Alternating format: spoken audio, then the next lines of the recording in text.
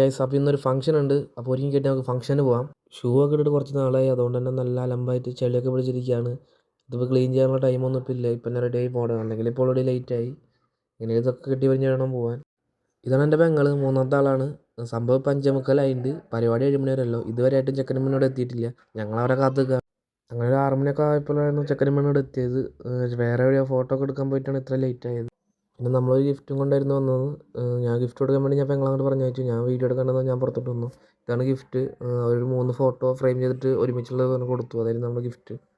പിന്നെ ഞങ്ങൾ ഫുഡ് കഴിച്ചു. നമ്മുടെ എല്ലാ ഐറ്റംസും ഉണ്ടായിരുന്നു. നെയ്ച്ചോറ്, ചിക്കൻ കറി, സലാഡ്, പൊറോട്ട, ബട്ടൂര, അങ്ങനെ എല്ലാ ഐറ്റംസും ഉണ്ടായിരുന്നു. അടിപൊളി ഫുഡ് തന്നെയായിരുന്നു. പിന്നെ നമ്മൾ ഐസ്ക്രീം കഴിച്ചു. ഐസ്ക്രീമും ഫ്രൂട്ട് സലാഡായിരുന്നു. അപ്പോൾ ഇവ ഇങ്ങനെ നോക്കുന്നത്, കാരണം ഞങ്ങളുടെ രണ്ടുപേരുടെ പ്ലേറ്റിൽ ഐസ്ക്രീമിൽ ഫ്രൂട്ട് സലാഡ് ഉണ്ട്. ഇവൻ്റെ ഫ്രൂട്ട് സലാഡ് ഇല്ല, കാരണം ഇവൻ കഴിക്കില്ല. അപ്പോൾ ഞാനാണ് വാങ്ങിക്കൊണ്ട് വന്നത്. ഇതെന്താണ് സാധനം, ഇതെന്ത് ഇവരെ മാത്രം പ്ലേറ്റിൽ മാത്രം ഉണ്ട്, എൻ്റെ പ്ലേറ്റിലില്ലല്ലോ.